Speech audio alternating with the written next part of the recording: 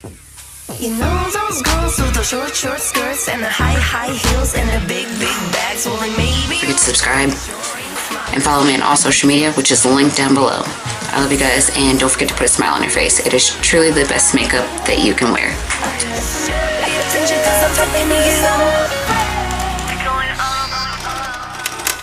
Hey friends, what's up? Welcome to today's video. So today I am going over my favorite brushes and why with you guys. A lot of you guys have been asking for this video for a while, so please don't judge me because the brushes are very dirty. Today is brush cleaning day, so I figured since I had them out to clean them, then I might as well go ahead and film this video. So let's jump right into it. So my favorite beauty blender that I like to use is my Real Technique sponge, and the reason being is because it has a nice flat side so you can get under the eye really nicely and you can get up close towards the hairline without blending foundation into your hair, which I tend to do. Also, this is really soft and it does expand to a very nice size. It is the cheapest version of an actual beauty blender that I have found that works identical to the beauty blender, so I love this one so much. Next up, my current favorite foundation brush is this Sephora 99 Pro Press Full Coverage Complexion Brush. That is a mouthful, but I like it because of the shape. You guys see that? And it is a very close dupe for the Kat Von D foundation brush. I like this brush because you can just get right into all those hard to reach areas. It's also very dense, so it really blends out thicker foundations.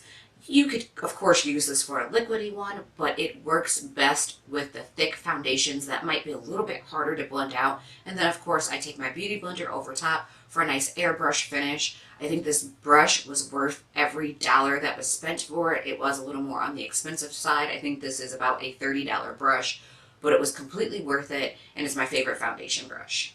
For all over press powder to set my face, this is the Morphe E1 brush. I plan to pick another one of these up because, I'm just beating this one up. I use it every day. I don't even use my old Walmart one that you guys know I was obsessed over. This guy right here, this bronzer fluffy brush, but it's not quite as big. I still like this brush, but this one has taken the #1 spot. It is so good for, look how much of the face you can get to set. I can set my face very quickly, and I like that this brush is very dense yet soft and fluffy. And you guys know that Morphe brushes are a very affordable brand. So if you guys want to sign up for the Morphe Brushes Live Glam subscription, I do have a link down below that you can use. You get $30 worth of brushes for $19.99 a month. It is such a good deal, and you get about 4 to 6 brushes depending on the brushes, how much they cost. If it's one of the elite ones or from the Rose Gold collection, you might get a little bit less than if you just got one of the regular Morphe brush, a couple of the regular Morphe brushes. But anyways, Morphe brushes is seriously so good. The one thing I will say is be really, really careful that you don't get the inside of your handle wet, because this one is a little bit wobbly. I don't think it's glued on there very well. I mean, you shouldn't really get water inside your handles anyways, but sometimes accidents happen. So be very careful, because I feel like they do tend to come apart if they get wet in the stem. They don't tend to last as long as some of my other brushes if they were to accidentally get wet on the inside. So just be cautious of that. But even still, very, very good, cheap and affordable company as far as brushes, and actually their makeup too. But if you're looking for a good brush set, Morphe brushes is the way to go. For contour, it's another Morphe brush. This is the Morphe M551 brush. You guys know I don't like a harsh contour. I like it to be nice and blended out. So this guy is fluffy, and as you can see, when I'm doing my contour, I can just blend as well. And it just gives me this soft contour, almost like bronzing. So if you're into that and you're not into a really harsh line, then this is going to be the brush for you. If I'm not using my beauty blender to set underneath the eyes, I like this Morphe brush from the Gunmetal collection. It doesn't have a number on it, but if you look, you can just set right underneath there, and then also I can sweep and just dust off, and it just fits underneath my eye ever so perfectly. So I really, really like that. Also, it's nice and soft. and it's a little on the dense side, so you can really pack that powder if you're into baking. If you're like me and you just want to lightly sweep underneath there, this is also going to be a good brush for that. Next up, this is another Morphe brush. I know I have a ton of Morphe brushes here. You guys are probably sick of me. And for those of you who hate Morphe brushes, you probably really hate this video. But I really like their brushes. I haven't found a lot of brushes that I feel compare to them or are better quality. If you guys know any, please leave them down in the comment box and I would be happy to test them out. This I like to use for blush. This was just a Morphe brush that I got with the green belt. So I can do like makeup on the side. So this brush came with it and it is the perfect blush brush. Just look how fluffy that is. It just sits right on the apples of my cheeks and it blends out my blush so pretty. So for contour of my nose, I actually have this Amazon Artie's knockoff oval brush, and this one, if you guys see, it is so skinny, it just gets right down next to the sides of my nose, just right here where you want to contour. It's perfect. It's so small. As you guys can see, it just fits so perfectly there. So I really, really like this. I don't use anything else to contour my nose. I feel like it's a crime if I do. This just does the job, and then I blend it out with my Beauty Blender. My favorite highlight brush is this Morphe M510 brush, and the reason being is because you can blend it out as well, and it just gives you a nice, pretty highlight. And it's not too harsh, it's not too wide, it's not too thin. This just fits perfectly right there. And then you can just do circular motions to just blend it out. I just love this brush. Also, I can just go down my nose like this, go across the tip of my nose, and then I can also take it right here and not have a mess. So that's why I really, really like this. I'm not really a big fan of fan brushes. I know some of you guys swear by them, you love them. This is my go-to.